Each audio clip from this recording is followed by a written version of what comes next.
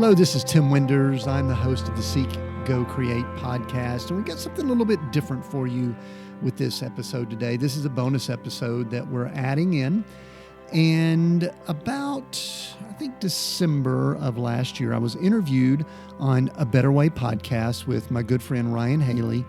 And the interview was Ryan really questioning me about a lot of the challenges that we had gone through during the 2008 financial downturn, how we had come through it, both practically, spiritually, some of the strategies, and just, it was a very, very good interview. Ryan did an excellent job of it.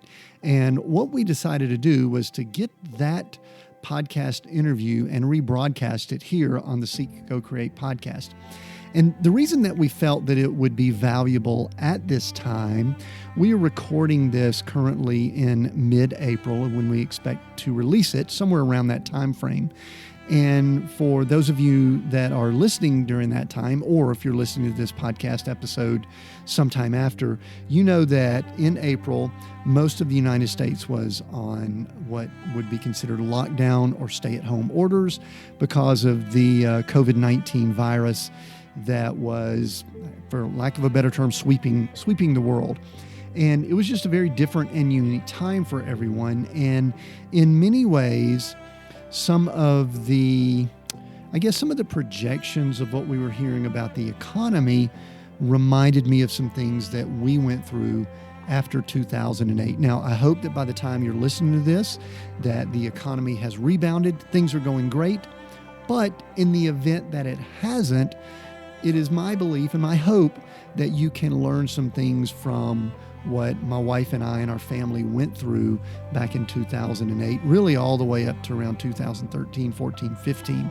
So there's a great end to the story. It's not a bad story, but as I have said many times, it is something that I am thankful that we went through, but I would not wish it on anyone else. So I believe that a lot of great things are going to come from this time. I think a lot of people will make adjustments. There's going to be a reset. There is a great possibility that we could be having some economic adjustments. So it is just my desire that this interview that Ryan did of me will in some way be a blessing to you, hopefully encourage you. So without delay, here is Ryan Haley on A Better Way podcast, interviewing me, your host, Tim Winders. Enjoy.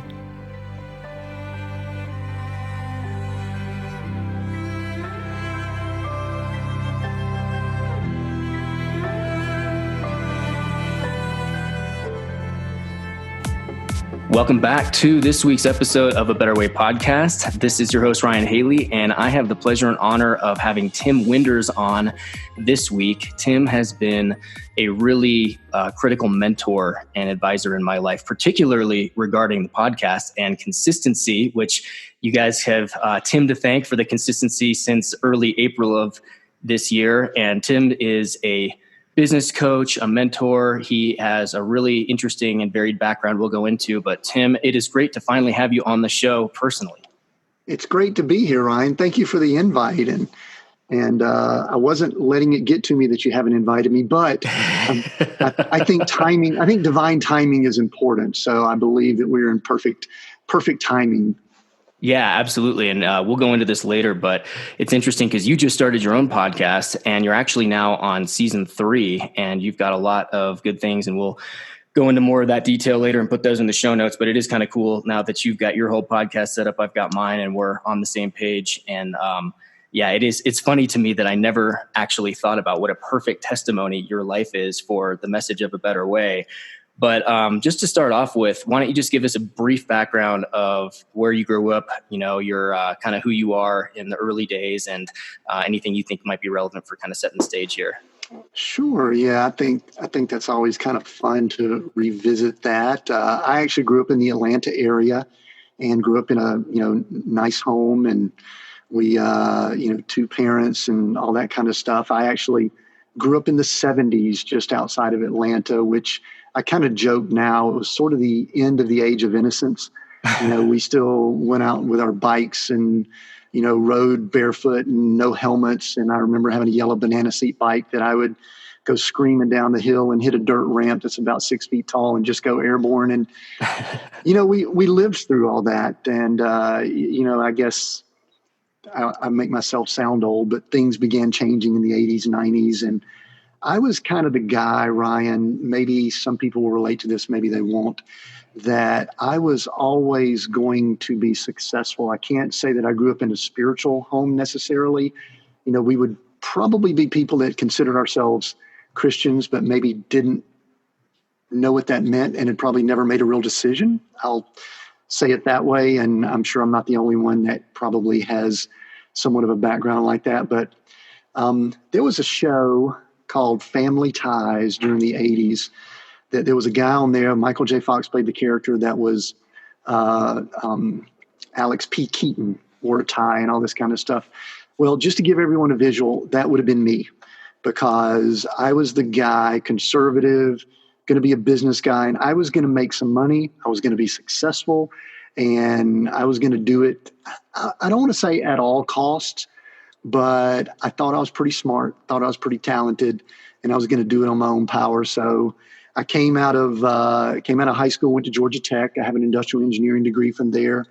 Not sure that was where I should have gone, because I don't really have the bent to mathematics and science and things like that engineers would. But you know what? When I came out of high school, I saw a U.S. News and World Report that said engineers are 4 out of the top 5 most in-demand positions. And I was 30 miles down the road from Georgia Tech. I said, I'm going to be an engineer. And so I became an engineer. I actually had businesses while I was in college that did well, and all throughout the 80s, and then got married and started working corporate at Bell South. So that kind of gives you a little bit of background and kind of brings you up to my early years. Is that helpful? Yeah, absolutely. And I can already see the story arc set up for where this is going. But and this is something that you haven't already shared on your podcast. So hopefully this is you're obviously comfortable sharing it. But what I want to talk about is people like you, like myself to a degree, and others. I think I typically see a story arc of drivenness, maybe a certain level of native talent or capability in some certain areas, and it gets results, but it comes with a high cost. And talk to us about how you achieved quote unquote success. We would say maybe good success, or even success just by itself in this earthly, worldly terms. But talk about the cost that had. Yeah, that's a great question. I guess, too, I want to say, and I think we might get to this later, one of the things I've learned now at the stage I'm at in my life is to be cautious as to how we define success. And growing up the way that I grew up, we weren't poor, but we definitely weren't wealthy. So, Ryan, I think one of the first things we have to do is kind of look at what our money tapes are. What do we think about money? Because money is such an indicator in society. And listen, we know it creeps into the believers, into church world, into Bible schools, and it can muddy up the waters to all of our belief system. And so with me, I was just going to be successful. I, had a certain degree of skills that were rewarded in society. I could speak pretty good. I just stammered there a little bit, pretty good at speaking, I guess, maybe. At the word saying. Yeah, at the word saying. I'm still from the South, so I might butcher some things. But, I could, hand me a microphone or give me a stage and things like that, and I can get up and speak, and could speak for a few minutes, a few days, whatever it takes. I could do that. And with that, there comes a lot of arrogance with that. I don't know if we'll go down that road, but there comes a great deal of arrogance that can come from that. That can be like a drug, just like alcohol or anything else too, by the way. But the thing that really happened to me is that I realized that with my hands, with my mind, with the skills that I had, I could reach certain levels of success as recognized by society, as culture, especially our first world culture, Americanized culture of working hard. I felt like there was no one that could work harder than me. I worked in the corporate environment. I did pretty well for 9 years at Bell South, moved in and around a lot of areas, worked for their leadership institute and things like that. Started working in a multi-level marketing business in the early 90s. And to be truthful, that's actually where I was saved. It was within the Amway Corporation structure.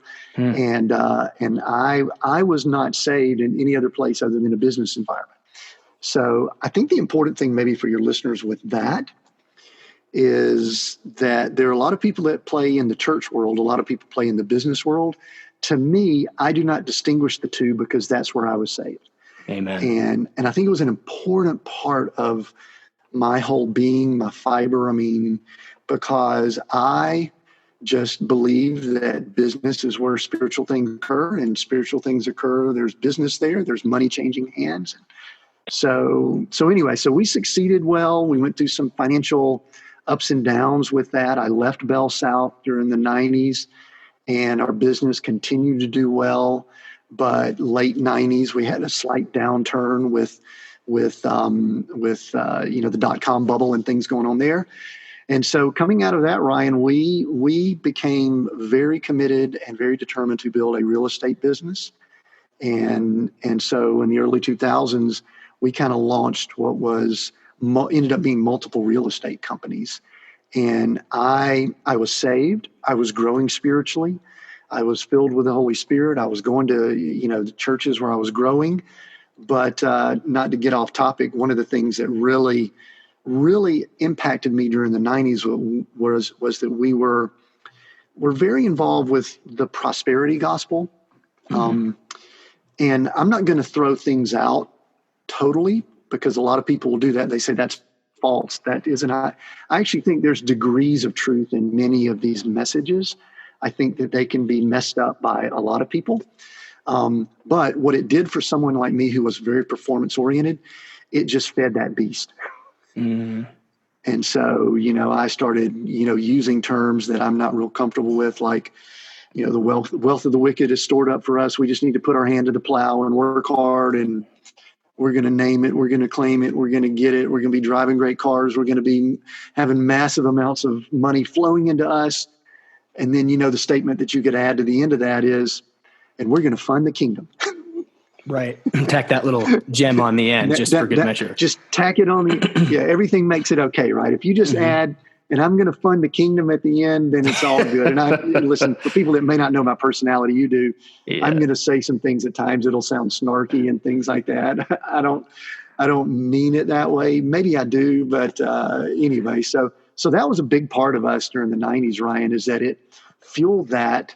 And I was under the expectation that I was in God's will, and my material blessings and all were a reflection of that, and that we were just doing what God wanted. Look at the stuff that we can show to prove it. Yeah, that's a really good point. I think sometimes because in the natural realm, we do get rewarded according to our own self-effort and performance. And sometimes the worst thing that can happen is seeming confirmation and validation of everything we're doing to confirm to us we are on the right path. Look at this. This is the proof's in the pudding. Here it is. And again, like you said earlier, you don't want to throw the baby out with the bathwater. There are certain principles that are true. You were intelligent. You were diligent. You were very intentional in doing these things. And that, that's going to work no matter who you are. And so there is truth in that. And then you tack, the prosperity gospel and the verses in the end, which have their own measure of half truths in there. And sometimes it can get you to a real bad place where you think, yep, this is it. This is right here. Everything is a demonstration of God's glory. And you do it all in your self-effort. And then you add at the end, to God be the glory. Yeah. Or some other spiritual churchy type phrase that we all know. And at times we can all fall victim to it. And that is assuming that where we're at is God's perfect will. And listen, I guess one of the things I really want to stress is that in many ways, we have to be very cautious looking at exterior type things, because it is all a heart issue. Yes. And that is really, I believe we're all in a journey type situation. I mean, I think back, and I would, if I'm doing an interview with myself 10 years ago, I would have been in a very unique situation. 20 years ago, very unique. 30 years ago. And it's very interesting how the Lord is continuing to work with us, is that we are really in progress. And I used to actually think that there would be a destination that when I arrived there, it would be good. And many times, Ryan, that would have been a financial position, X amount of money in the bank, X pieces of property. My business would have been at this level. One of the biggest challenges for me, going backwards just a little bit in a multi-level marketing business, which in many ways I loved it, by the way, because I learned a lot of people skills, speaking. I got saved there, learned a lot of business stuff. My coaching business today is a direct reflection of some of the skills and talents that I learned within that environment. But one of the things that fed me, and I know that you can relate to this, is that there was a continuous top to that business. And there never would have been a time, I've thought about this often, never would have been a time that I would have reached a level that I would have been able to relax. Because there was always a level above it, Yes. And, for those that understand, you reach direct, and then you go ruby, and then you go emerald, and then you go diamond. And we did well, and we're making money. I was never relaxed.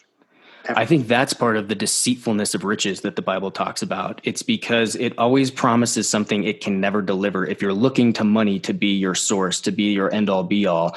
And, there's nothing wrong with money. It's a tool that's neutral, and it can be used to bless or to destroy. But that is the thing, is when you're driving on that, performance treadmill constantly, once you get to, X, Y, or Z, you think that, once I get that, it'll be good. And I'm thinking of that movie, Wall Street, Money Never Sleeps. And the guy says, "What's your number?" And he says, "More." Yeah. I was the same way. I think your personality, I know you pretty well, you can probably relate to having that personality. There are people listening to us, though, Ryan, that they don't quite grasp that. It doesn't mean the same to them. But we were wired for growth. We were wired to fix things. We were wired to grow things, build them, reach for things. There's nothing wrong with that as long as we understand it. But this is a bit of a plug for you, because I know you do coaching. I do coaching. I think that totally is confirmation on why we need someone that can call us out hard on that stuff. Because you and I have had conversations in the last 2 or 3 years where we've had very tough conversations where one of us has said to the other one, "Dude, man, stop it."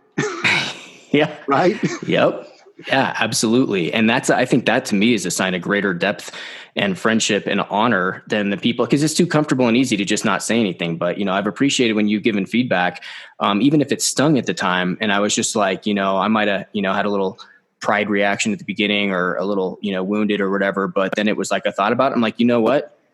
I know his heart. He's for me, and he has a lot of experience. I should probably be humble and receive this, and be willing to, seriously consider what he says. And then, if it checks out, then to apply it. Yeah, that's good. And so I think the only way that we can check ourselves, this is a good teaching point here, I believe, and it'll lead us to maybe some deeper discussion about this, is we either have a catalytic event. We'll call it the fall, if you want to use a spiritual term, or we make a concerted effort to make a change and allow someone into our lives that can teach us, disciple us. I hate using the word disciple. Truthfully, in church world, that word's been used a little bit inappropriately, but to me, it is that mentor role where someone that has some truth, they've got possibly a background that they've been through the fire themselves, that they can speak some things into you, and you listen and you go, okay, that hurts. No one else will tell me that. So I either need to discard it or meditate on it. Now, I think then we take that, we go to the Lord. Listen, I am not in any way saying we remove the Holy Spirit, we remove our relationship. Exactly. That is the number one thing. I think ideally, Ryan, we would have such a locked in, dialed in relationship with the Holy Spirit and with the Lord that in our quiet time that we all should have. If people listen to this do not have it, you need to have it. You need to have that more than you need to have it with a TV minister or someone like that. It's personal time. Yes. However, in the society that we're in, with so much going on around us, so much noise, it is very difficult for us to be like the monks of old, where we sat in silence and listened. We've all attempted it. We've done pretty good at it, but it's when listening to something like this, and maybe you hear, you say something or me say something, people say, that hits pretty hard if it's me. Or maybe I need to bring someone in that can really open me up, peel me back, and give some analysis. And that's tough. Yeah. You said something, I was just listening to your podcast this morning, actually, and you said something I couldn't agree with more, which was that you can either humble yourself in life, or if you don't, life has a way of doing it for you. It's going to happen in the end. And for me, as most people know, my big catalytic humbling event was the helicopter crash back in 2007. But you had your own version of that was pretty dramatic. Walk us through that right now. Yeah, that, it kind of related to that. And I don't know where this phrase come from. If I need to attribute this quote to someone, I apologize, but is never trust someone who hasn't been punched in the nose. And basically we could even look at it from a spiritual standpoint. If your flesh hasn't been through a difficult crucifying type time, I mean, we hear in the word that we're to crucify our flesh daily, but in reality, the world system, Babylon, it crucifies our flesh on its own. and so what happened with us, Ryan, in the early 2000s, which is kind of where we had gotten to earlier, we kind of locked arms with a few other people, some family. We'd been doing a little bit of real estate, and we said, okay, let's start buying some property. This was primarily in the Atlanta market. And this story could be long. I'm going to try to shorten it for everybody, but we built some very large real estate businesses in the early 2001, and 2002. We started buying single family homes in the Atlanta metro market.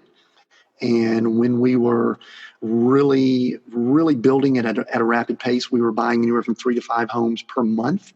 Wow. And we were doing that in a lot of creative ways.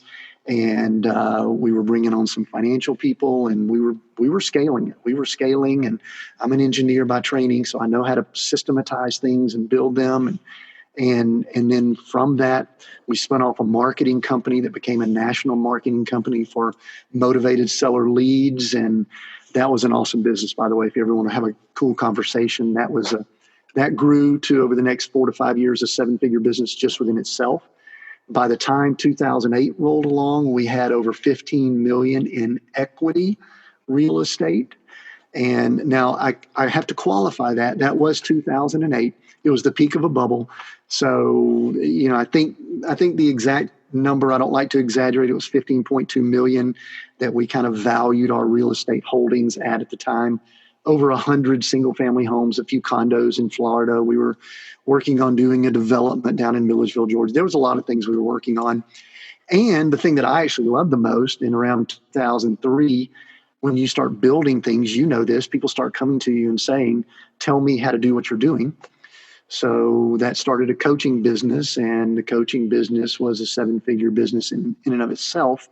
And truly, that was what I was most passionate about. I love real estate. I loved what we were able to do with it, and all that we learned from it. And, it's dirt, it's good, it's tangible.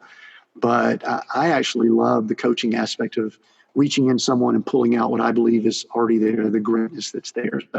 So heading into 2008, Ryan, we had 3 businesses that would have been valued at 7 figures plus. And when I say we, I was in partnership with family. I had another partner in the coaching companies. And 08 hit, we knew it was coming. I saw it coming. I was coaching people all over the country. So I saw, Vegas was going up 25% a year. Coaching students in Florida, it was like 3 years in a row, we saw 20+% growth. So we knew it was coming. We'd start putting money aside and things like that. But we weren't prepared. I don't think anybody, listen, I know a lot of people could say, oh, I saw and all that. I don't think anyone was truly prepared for what happened. I wasn't prepared for the government intervention. We thought it was going to be a rip the Band-Aid off. It's going to be ugly for about 12 to 18 months, and then we're going to come out of it. And there's going to be a lot of opportunities there. But truthfully, I probably was getting fairly smug, thought I was pretty smart, thought I was being blessed. I was being blessed. Let me qualify that. I was being blessed, but I was using measurements of blessings that I probably shouldn't have. And so when it hit, Ryan, it hit hard, and it caused friction with family that we needed to separate out partnerships. It caused friction with people that had invested money with us. It caused friction within our home. Both my children were high school age, getting ready for college. We were living at the time in probably one of the nicest golf resorts in the country, 117 holes of golf just outside of Atlanta near Augusta, Georgia. There was a Ritz-Carlton in our neighborhood, if that helps you out. I'm not saying that to boast, but we literally could walk to a Ritz-Carlton that was within the gates of our subdivision. Right. And over the next 3 to 4 years, I'll just go ahead and give you the end of the story. We lost it all. We had to split up businesses and didn't lose everything. I could get into more details as to how we split things up, but we were foreclosed on our personal home, went through a personal bankruptcy, but trying to save all that. So we had the sheriff come knock on the door of a 6,000 square foot home and tell us it was time to leave. Wow. and you know, it did quite a number on me personally, on my ego. My wife and I would tell you that it created struggles with the two of us. We weathered that storm. We're now together 30 plus years. Our children probably had quite a bit of issues going from, you know, living country club life to, you know, going to college in a 20-year-old Camry and getting as much government assistance as you can, because now we have nothing. And so that's the down and dirty, and I could get dirtier if you really want me to. No, I mean, I know your story and I heard it more on the podcast, and unfortunately, or maybe because we'll get into the flip side of this, maybe in a sense, fortunately, a lot of people experienced what you did. In fact, just people at, you know, Charis Bible College that I talked to, there was a number of people who had the almost identical story to you. And it's a really humbling thing. It's a really shocking thing. Like you said, nobody could anticipate how bad and how quickly things would go bad in that time frame. And, you know, again, I can relate in a similar way in a different context, but those things are really traumatic at the time. And they also bring us to our senses in a sense, like the prodigal son, you know, where we're eating pig slop and all of a sudden we're like, you know what? Doing things my way might have had its kicks for a little bit, but this is not the life that I want to be living. And as I've talked about in different episodes or in the book that I'm about to release, sometimes those kind of setbacks can be almost like a divine trampoline, where the further down you go, the further up you can go. And it's this amazing divine setup where grace actually catapults us into greater favor and blessings. And I think it all depends on, like we talked about earlier, our willingness to humble ourselves, our willingness to take a hard, honest look at ourselves, our life, the results that we've obtained in our own efforts, and the willingness to look at a different way, a better way, if you will, of doing life, business, and, you know, our walk with God. And so but it's a critical part of the journey that I appreciate you sharing. I know it can be difficult for some people to talk about that, but I think it's really important because I believe in my own life that was actually kind of like the paddles, you know, that I was in cardiac arrest spiritually. You know, I wouldn't say I was spiritually dead because I was saved, born again at an early age, but I would say I was comatose and I needed that boom, you know, that jolt to the system to wake me up and shake me up. And that's what I see happen to you. Yeah. Yeah. It was, you know, it's one of these things too. I was actually talking to someone the other day. We were talking about how actually my wife and I, Gloria and I, were going back over and reviewing some prophetic words that were spoken over us. We saved all these. We've saved them for the last 20, 25 years.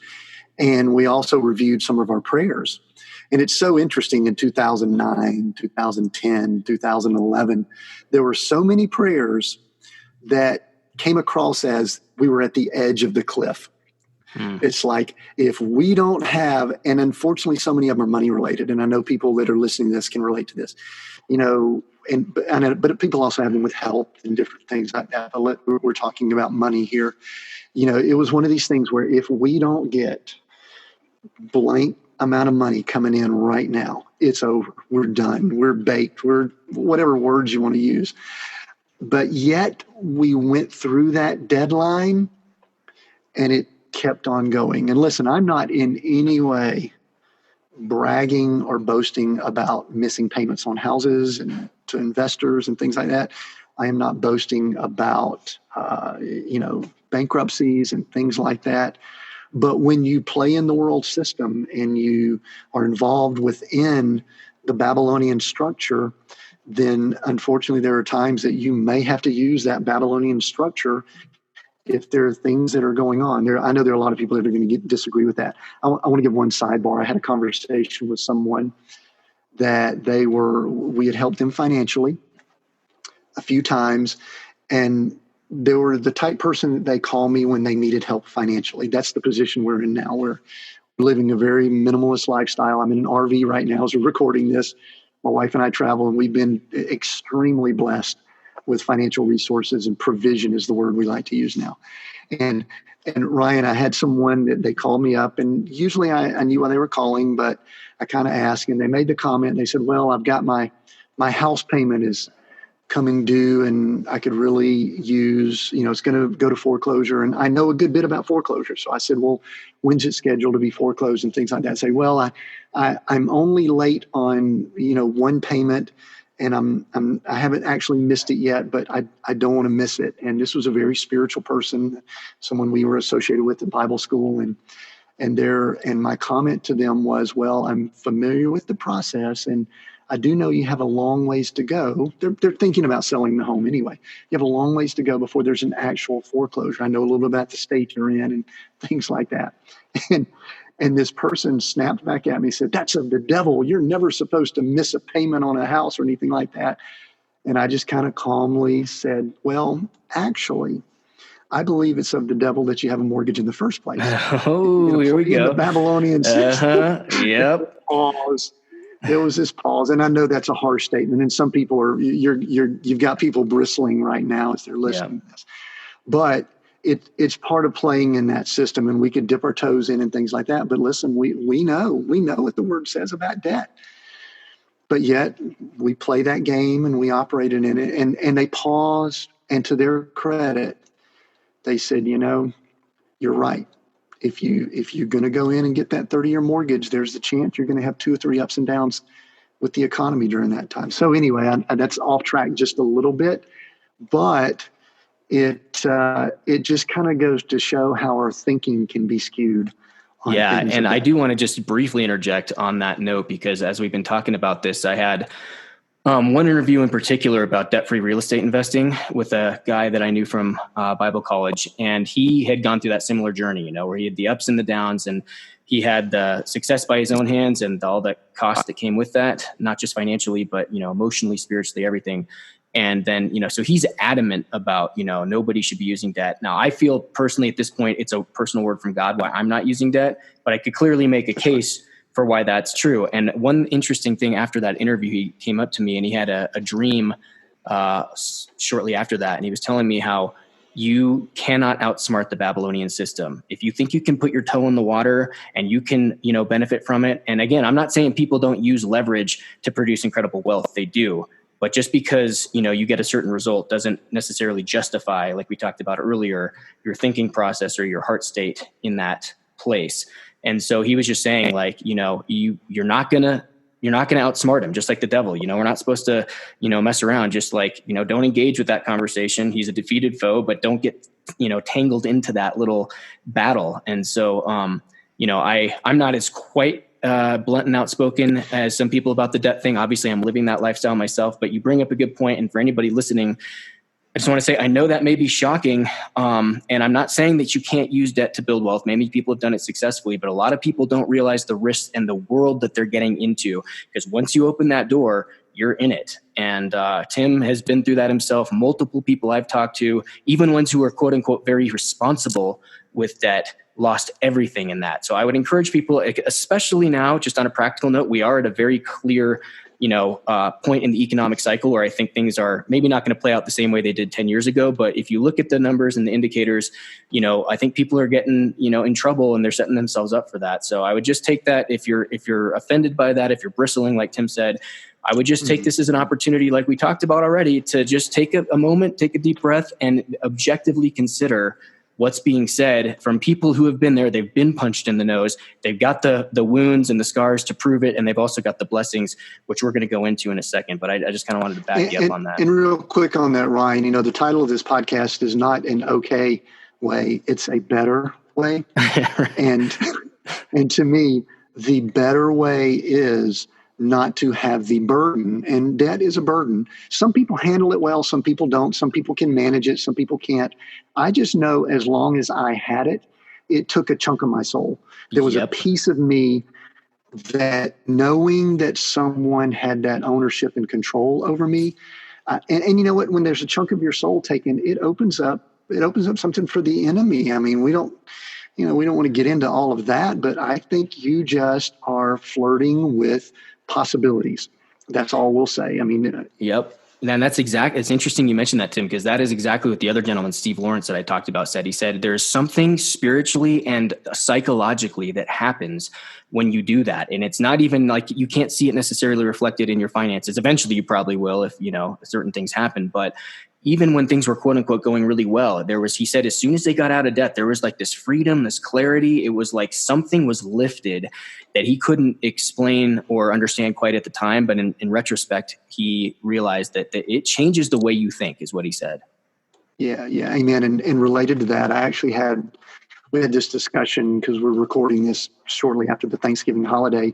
I'm not sure when you'll be releasing it, but Gloria and I were talking about just kind of traditions around the holidays and things like that. And one of the things I shared with her, and it relates to this, is that, I'm not really sure that I ever truly relaxed while we were really in the mode of building some of our businesses. Yep. And part of it was because there was always that, I keep using the word burden, but it's a burden. There was always a burden of, there was another level of the business to get to. We had people that we had to pay, so we were going to have to collect payments in December, which is a tough month to collect. And I'm not sure, other than the last couple that we've had, that I was ever really at a state of just being relaxed. A lot of money in the bank, no overhead to speak of, blessing and doing things for people like we believe the Lord is leading us to do, even so much as we're physically being and going where the Lord is leading us to, because we don't even have a physical location currently. Right. We live in an RV, which is part of our story and all that. But so we really are at a place of peace, at rest. And I'm not in any way saying people need to live the way we live, but I will say that they need to, on their journey, continue to pursue and ask the Lord, observe others, and say, what is that better way for us? And I think it's the process. What it is today might be different than it was 5 years ago, and be prepared. It could be different a year or 2 years from now. Yeah. And Steve said that exact same thing too. It's really interesting, the confirmations you guys are having and things I wouldn't normally have thought of, that he said he could never relax. He was constantly spun up. He had this level of stress. And he actually talks about a term in the Bible called the iron yoke, which I think is referred to in Jeremiah and some other things. But it's that same thing, that yoke, that burden, that heaviness. Every month you've got that, there are a number of things. And this is what I tell a lot of people considering, getting into real estate is, even if you are going to use debt, think about the fact that so many things are uncertain. Appreciation's uncertain. Even the historical income from the financials on the property, which look really good, those could go away. The one thing you can set your watch to absolutely is that debt payment will be due each and every month until it's paid off. That's right. And then also you're dealing with a banking system and structure, for those in America that are listening to this, that has proven in the last 10 years that it may not operate with integrity. Right. And just, there are just things. I mean, if you want to play in that sandbox, be prepared to play with those rules. And that's something that people need to be aware of. There's one thing, Ryan, I want to maybe shift away from the debt thing, because I think you and I can really go down this road and hammer it. I think the more important piece here is that I've gotten to the place that I don't want anything to interfere with my ability to have relationship and to hear from God. Yes. That includes relationships. That includes partnerships in business. That's a whole other topic we can discuss. That includes, even the business itself. I think there are many times that we think we're supposed to build, we think we're supposed to scale, we think we're supposed to grow. But the stress of doing some of those things, if it hinders our ability to hear from the Lord, the quiet time that we should be spending with the Lord. If you're sitting down and you've got things running through your head about, I'm about to get you on one, about a book launch, or about, funding for the book launch, or getting it launched out to the right people, or getting it edited, or getting it to your editor. If those thoughts come across our mind, I'm sorry, I didn't mean to hit you hard with something right there, but you know what I'm saying. Those things cross our mind, then it's hindering us hearing from the Lord, and we need to battle those things with every bit of might that we have. And if we don't, we can just start slipping and slipping. And listen, our tether line, our life force is hearing from the Lord and Amen. Relationship with the Lord. Amen. No, I don't resent you saying that fact. I appreciate it because it's confirmation, because as you know, I'm getting closer to this deadline. I've in the next 5 days, I've got to do a significant amount of editing. I've been raising funds for the book, which is a very uncomfortable stretching process. It's good overall, but having to ask for money and do all that is not something I've ever had to do. So there are all these things. And I realized, I was getting stressed out and I was getting anxious, and God was like, look, the whole point of A Better Way is first and foremost for you to be at that place of rest and peace and trust in me and not striving. It does no good for you to write a book about investing in rest when really you're getting all stressed and, anxious in the very process of that. That's not integrity. That's not demonstration. That's not overflow. And so I had to really repent. And I went back and I just, even on the, for a while it was the fundraising. I've been, really blessed. We're over 60% of the way to the goal already. That's a whole other testimony. So now it's been the last couple of days, it's been heavy on my heart with the editing and what I need to do. And God is just over and over every day bringing me back to what is the whole point of this? It's for you first and foremost. From that overflow, you're going to reach other people. But it's a really well-made point, Tim. And it's something that, I just wrote this in my journal yesterday, that if there was one thing, and you talk about accountability in some of your podcast episodes, we'll get to in a minute. If there's one thing that I want people to hold me accountable as far as my integrity, it's that I am actually myself on a daily basis, entering into rest, peace, and trust in God.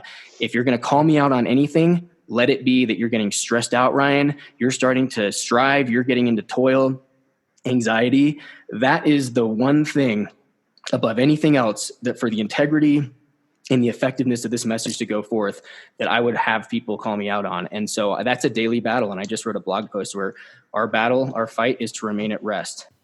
So going back to that idea of rest, Tim, how did this whole process play out? You talked about, the upward trend, the peak, all the success, 3 different 7-figure businesses, incredible results by any person's, measurement. But you talked about the toll it took on you financially, psychologically, spiritually, relationally, everything.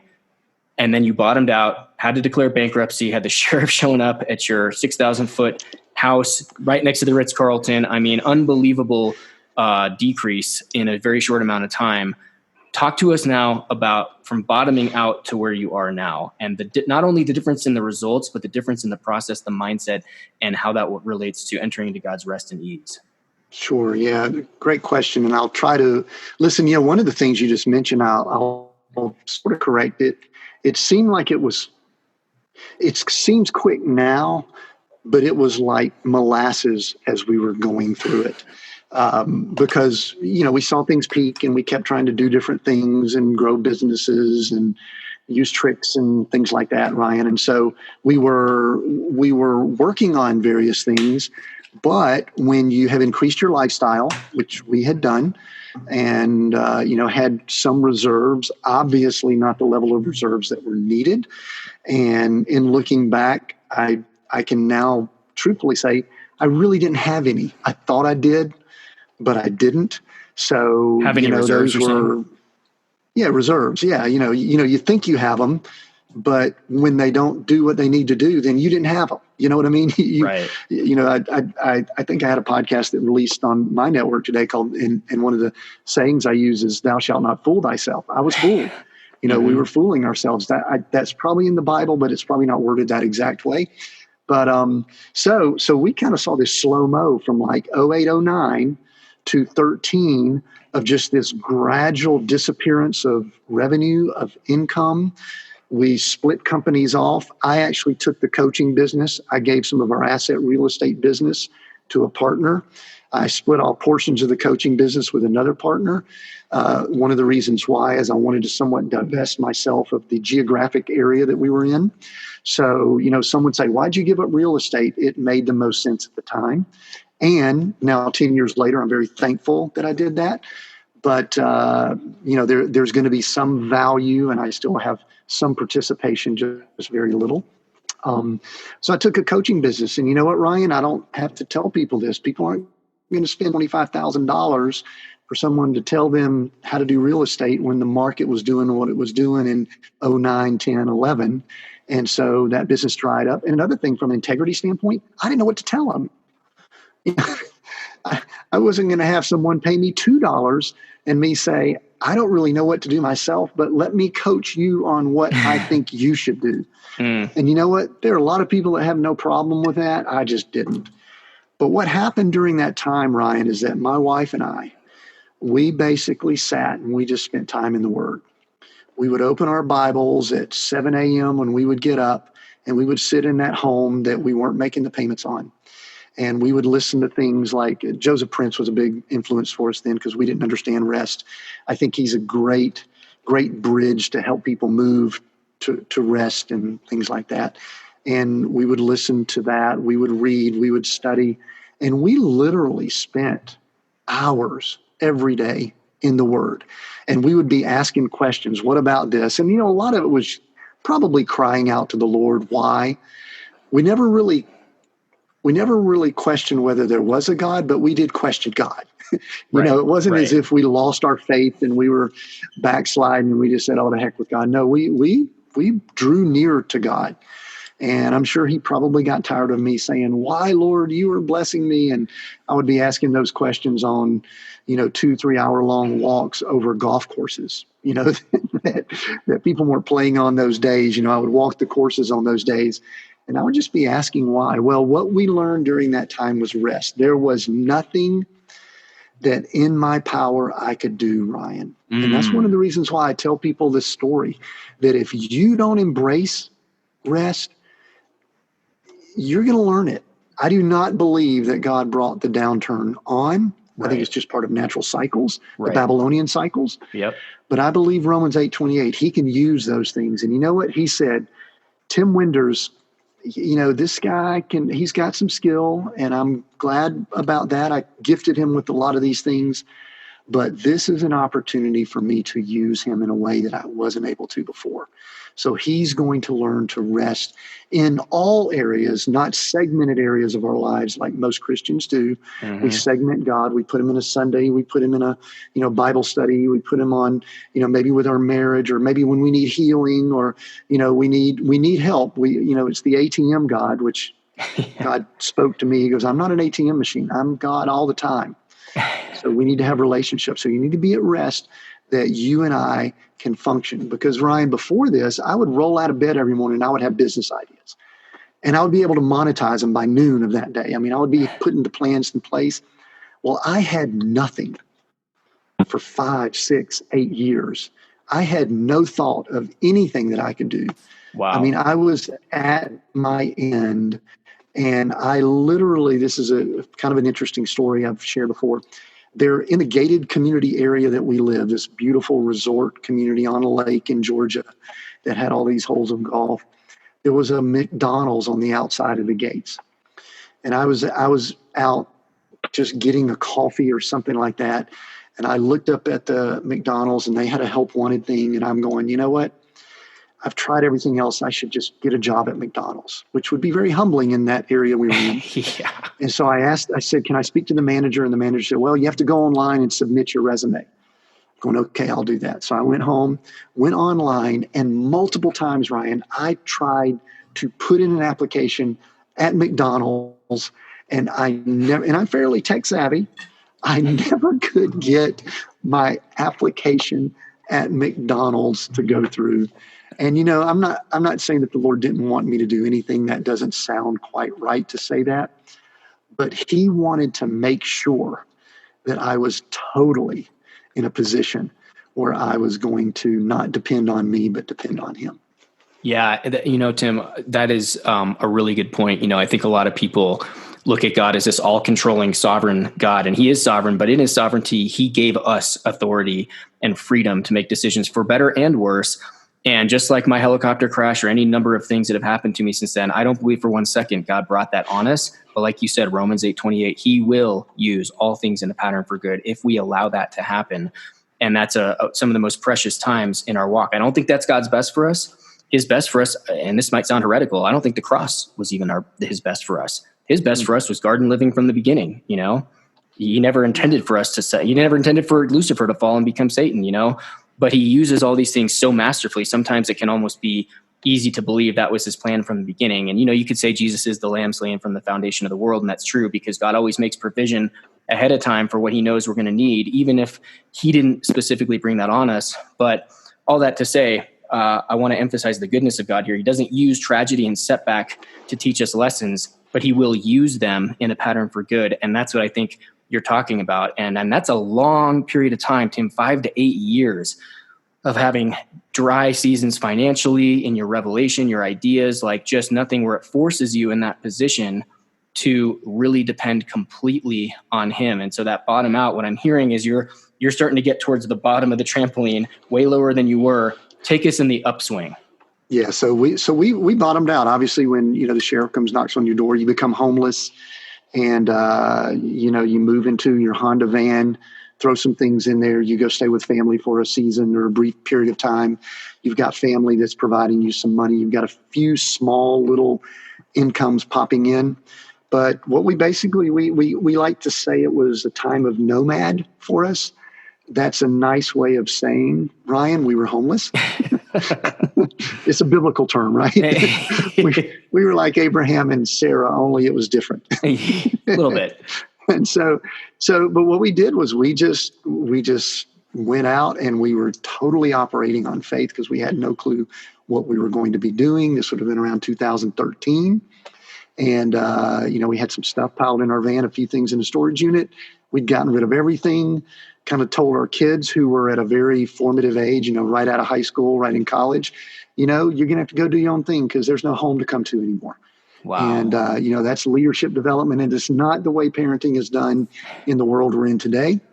At some point, you may want to ask them how it was. I'm sure there's scars from all of that, but there's also some rapid life lessons that they probably learned themselves. So Glory and I launched out, and, we kind of went through these phases. We were operating out of manna for a season where literally we would go and all of a sudden we would get a house sitting gig. That's what we kind of started moving into. We started, listen to this, Ryan, living in houses that we did not pay for, we did not build, we were not paying utilities on. We were living in houses that other people owned. Does that sound familiar to you at all? Yeah, it sounds a little bit like Deuteronomy 8, if I'm not mistaken. Sure does. In those houses, we spent 6 weeks in Breckenridge, Colorado every winter. Beautiful. We spent time in, the South Island of New Zealand, 3 months there. We spent time in a $1 million home in the north part of Brisbane, Australia. We spent time in Melbourne, Australia on a golf course. We spent time in Tahoe.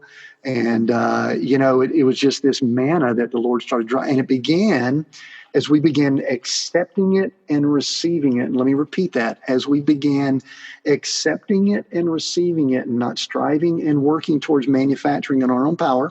Yes. Because, we're organizers, we're fixers. We can do a lot on their own, but we started having the Lord just drop these things in our laps. And we started just getting manna, and then the manna started moving to miracles. Because some of these places we were in, I'm not going to go through the full breadth of what happened, but we basically have been house sitting for a few years. We spent 9 months in Australia, New Zealand. We spent all over the U.S. in places that I could tell you, and you would go, that would be the most awesome thing in the world. And we had $100 in our bank accounts at the time. And that is just what happened. So we went from manna to miracle. And then in around 2015, we had kind of felt a call to go to Bible school. And we stepped into that. We felt that the timing was right. And in early part of 2015, in fact, in March of that year, when we committed to go to Bible school, it was pretty much out of obedience because I didn't know Bible schools existed years ago. I don't know why, but we had made $17, Ryan, the first 3 months of 2015. Wow. $17 the first 3 months. Yeah.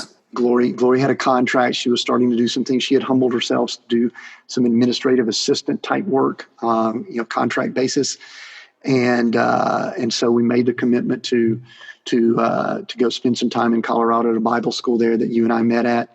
And what happened is that is really a time that we stepped into what we call the blessing in our household.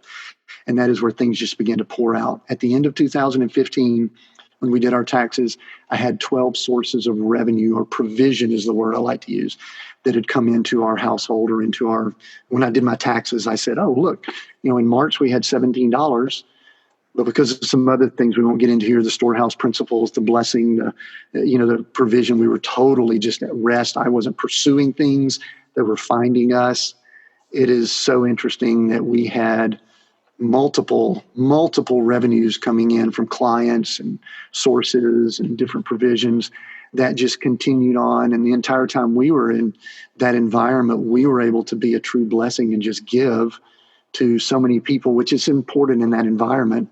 And so the place we're at now, I'll just kind of say it this way: we have more provision in accounts than we ever had through any of our businesses. Higher net worth, higher value, lower standard of living too. That's kind of a important piece to this. We are not increasing our standard of living. I'm interviewing from a front of a RV that we bought cash a little over a year ago, gutted it, put our offices in it, and we just travel and live where we believe God wants us to go and learn about places and things like that. And places that nourish our soul is where the Lord leads us to. And we're just, I don't like to compare blessings. That's a bad habit to get into, because that's where a lot of us get off track. But I can't picture it being better, but I'm sure it can be.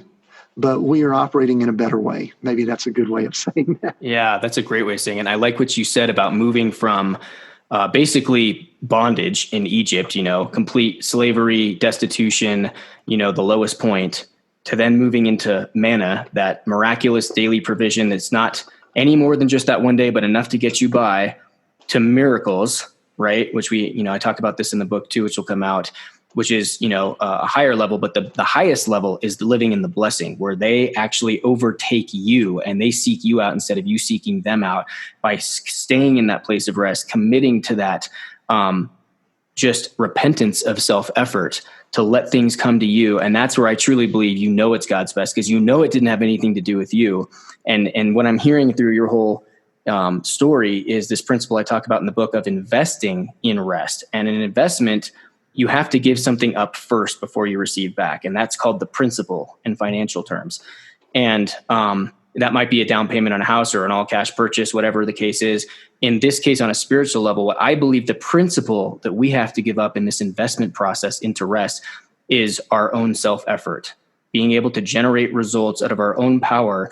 And like you talked about, Deuteronomy 8, he says that I led you through that great and terrible wilderness, fed you by manna, to humble your hearts and know what was in them, so that you would recognize, not if, but when, just like you described, you come into this incredible blessing with houses you didn't build, vineyards you didn't plant, wells you didn't dig. All these things come to you, and the giants of the land become food for you, that you'll know it's me that gives you the power to create wealth, so that I can establish the covenant on the earth and fulfill the promises to the forefathers. And that's what I'm hearing in your story, is you had to go through a deeply gut-wrenching, humbling process, as I can relate to as well, and many people. But because of that, because you allowed yourself to be humbled in that great and terrible wilderness, allowed God to feed you, to be humbled, and then to receive it, you are now positioned for a place in your heart and your character where you could accept and receive and steward the things God had given you. And that's another whole concept you talk about with steward leadership. And we can talk a little bit about your blog articles and stuff. But I think I even heard on one of your podcasts that you said you're now living on 10 or 20% of the income that you guys are generating. If not less. Ryan, it's so cool to think about. I would be a little bit remiss if I didn't mention one thing. It's not countering what you just said. It's talking about the investing in rest.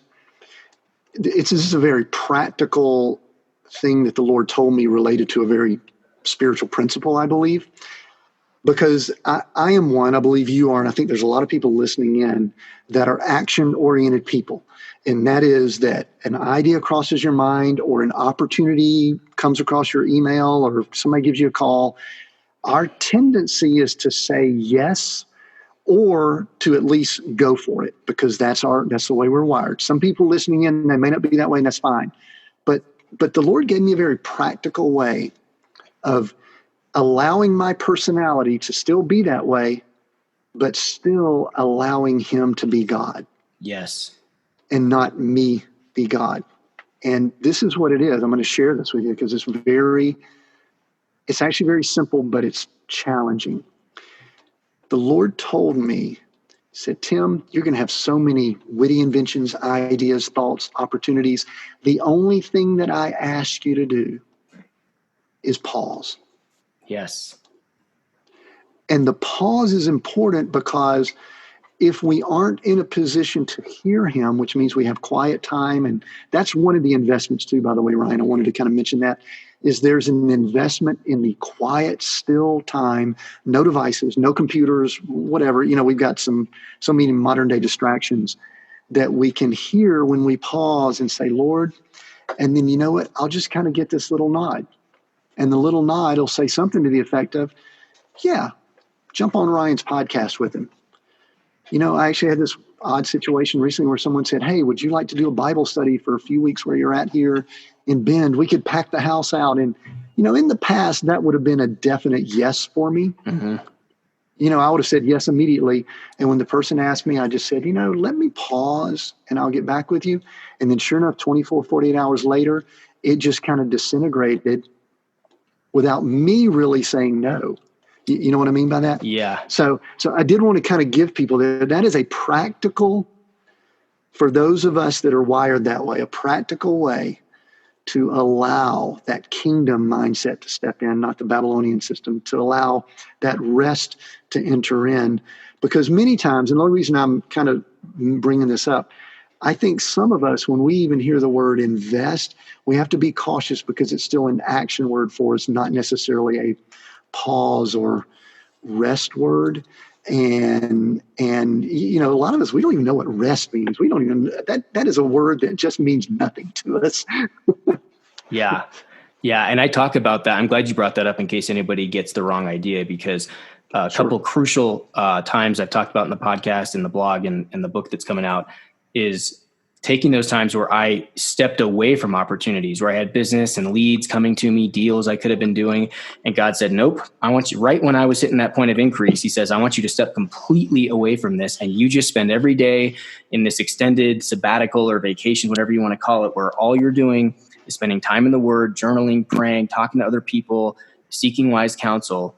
And things that came out of that period of investing in the pause in life and stepping back from the activity in that consecrated season of hearing from him, where opportunities then were presented, which were undeniably from God, that there's no other way to explain it, and that's a really important aspect. Because again, like you said, people like us, I think there's a very opportunistic, not in the bad sense, it can become bad, but people like us are wired to want to capitalize on those opportunities, jump in with both feet. It's a really exciting thing. And recently I had to say no to something that came at a really ideal time for me financially and professionally, and that could have been a really good opportunity. But years ago, God said, there are going to be times when you're going to have to say no to things that people are going to say you're crazy to say no to, so that you can say yes to the one thing I have for you. So you can say yes to my best for you and not just say yes to a bunch of good things.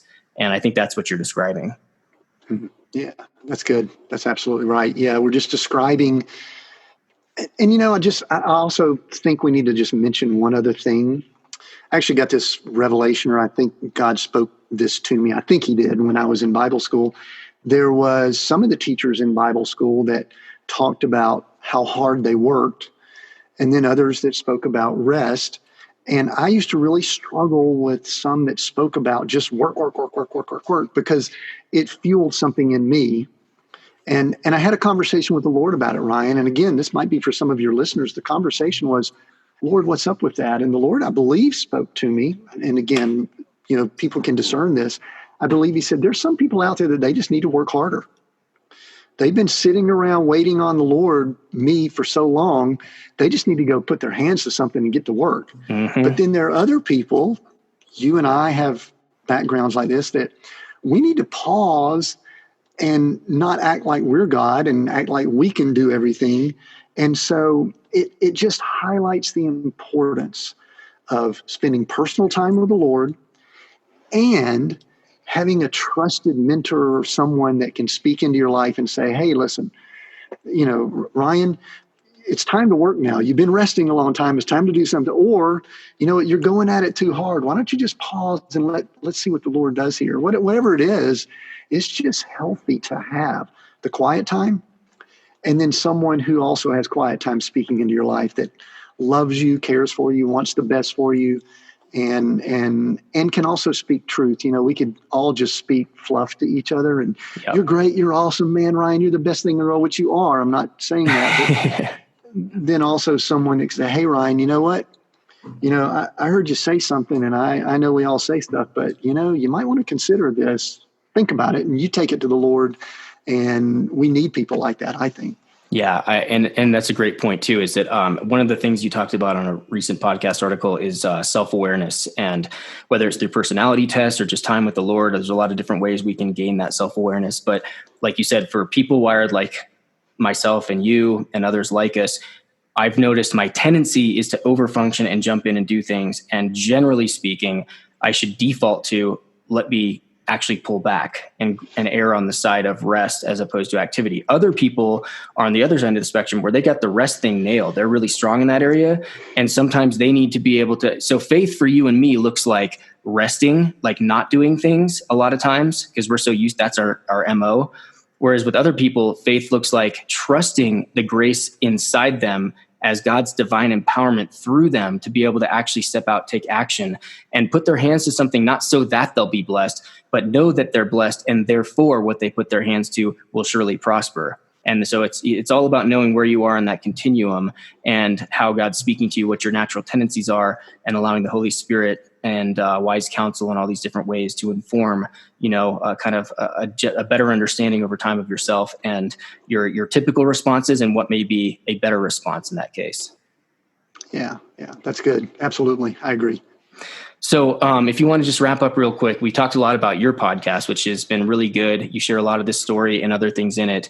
You have a season 3 right now where you're talking about the everyday leader, talking about what stewardship actually looks like, what leadership looks like in that context. Is there anything you want to talk to, kind of highlight just some of the, for listeners who might just get a sneak peek or a little taste of what you have to offer, and we'll talk about how they can connect with that. Yeah, probably about 6 months ago, I just felt the urging. Actually, I felt it longer than that to start sharing some things on a podcast. And I actually delayed it and waited as long as I could before the Lord said, now. There's a whole teaching in what I just said right there. But anyway, and so I put a team together that is primarily family. And we said, okay, let's do this. And so I flipped on the mic and I just started talking. And the first season was out of obedience that I really didn't want to do. The Lord said I needed to share some of these testimony things that we've been talking about. And I needed to really go into what's going on. They got the snowplows out here at the RV, so we might be hearing some stuff here, which is cool. Oh, no worries. And so anyway, so season 1 is just our journey, and it's ugly, it's brutal, it's raw. It's a lot of the things we've talked about and a lot more. I bring my wife on one episode and we talk about what it did for our marriage and, kind of struggles and different things like that. I talk about my spiritual walk during it. So anyway, season 1 is the journey. Season 2 is really the nomad life, kind of how we live, the way we live. I keep having people asking about, oh, it's so cool. You live in an RV and you travel and you did house sitting. And so it's a little more in the practical sense, how we operate and live the way we do. But season 3 is a little bit different. It's really the everyday leader. And Ryan, what you brought up is kind of cool in that stewardship is a word that's been welling around inside of me for a long time. I've been in the leadership arena from coaching and business, and even worked at the Bell South Leadership Institute in the early 90s and been around it for a long time. And what I do in season 3 is I really make the case in what's going to end up being 9 episodes plus a few bonuses that stewardship is the ultimate leadership, and that everyone listening is a leader in some form or fashion. And you can't get away from it. You can't run, especially if you're a believer, if you've got an assignment within the kingdom, which I believe that everyone does, then you have a leadership responsibility. And this whole season 3 is talking about the everyday leader, and it is building up to making the case of the stewardship leader. And basically, I'll give you the definition that I use, and it's not necessarily grammatically correct, but leadership is being a steward over those people, places, and or things that God has gifted you with. And that involves a lot. We break it down in the podcast on multiple episodes.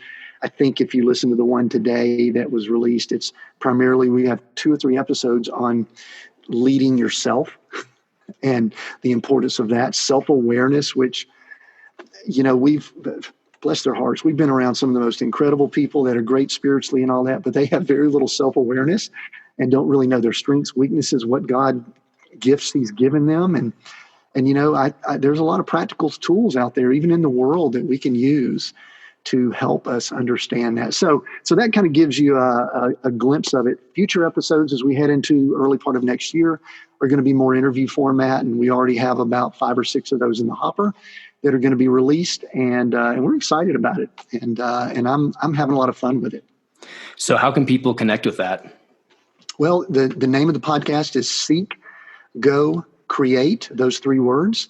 If you do a search on any of the podcast platforms that you listen to, and I think we're on 7 or 8 of the podcast platforms, or if you just want to go to seekgocreate.com, it's the website that actually goes over all the episodes and some background and some of the show notes, and you can listen right there on the website, or you can go to your favorite podcast platform and listen to them. So seekgocreate.com, and we would welcome people to go and listen and share and give comments and feedback. We would welcome that.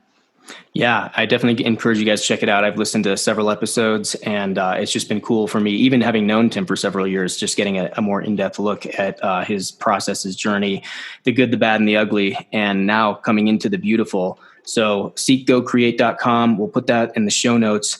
And as always, I want to end on a faith declaration of something specific or general that you're believing for that has not yet manifested in your business, your life, or anything else, that you can just go on the record right now and make that declaration. And I believe we're going to come back and talk about how that's been fulfilled. Sure, Ryan. This is a little bit of a tough one for me, but a few years back, the Lord told me that he wanted me to start writing, which for someone like me who getting up and speaking is the easier thing, writing, as you know, in the book process. And I was right at 55 years old, and I believe the Lord spoke to me and said, I want you to write a book a year for the next 30 years.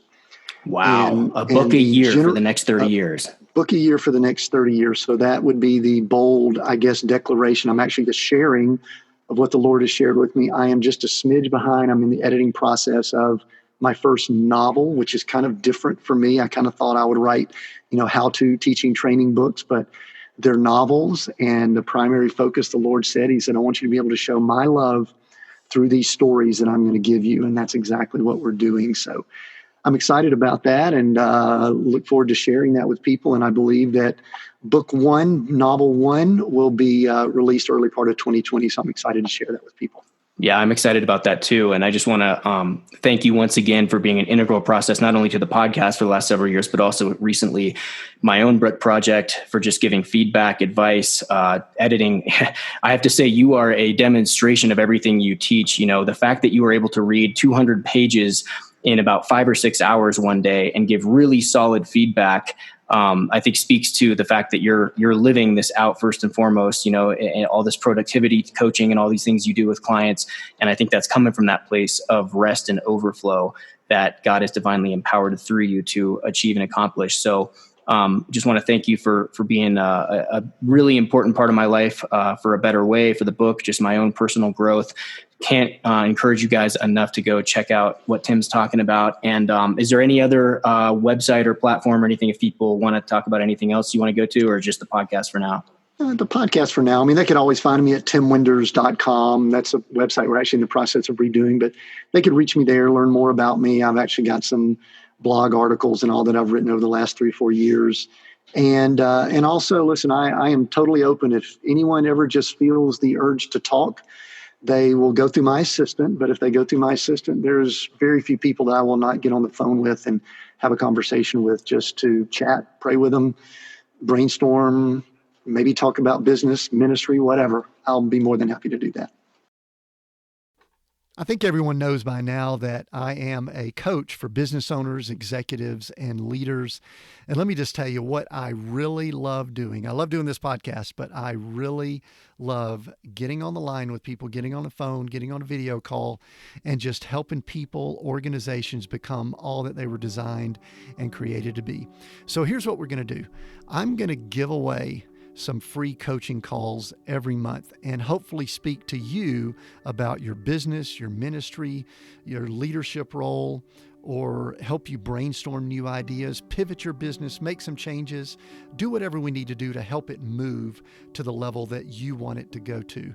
So I'm going to give away 3 free coaching calls per month. And here's all you have to do. All you need to do is send an email to connect@timwinders.com. That's connect@timwinders.com.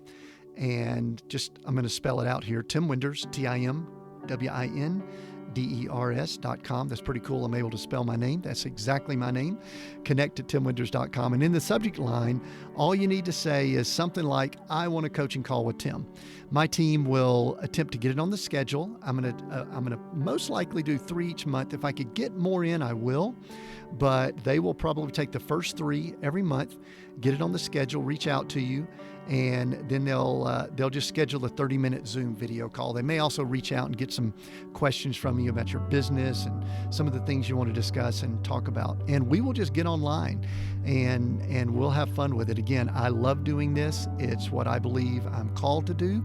And so I will look forward to hearing from you and getting those emails so that we can get online and help you and your business. I look forward to hearing from you, and I look forward to us getting on a coaching call together. If you've enjoyed this episode, if you've enjoyed this podcast, then please share it on your social media, text it to some friends. I rarely listen to a podcast when I don't text it to someone. I think of someone that I want to text an episode to them just to share it. So do the same. Send it to your contacts via email. Put the link in your social media channels. Share it with at least one person. We would appreciate that so much. Thank you again for joining us today. We look forward to connecting with you on the Seek, Go Create podcast in the near future.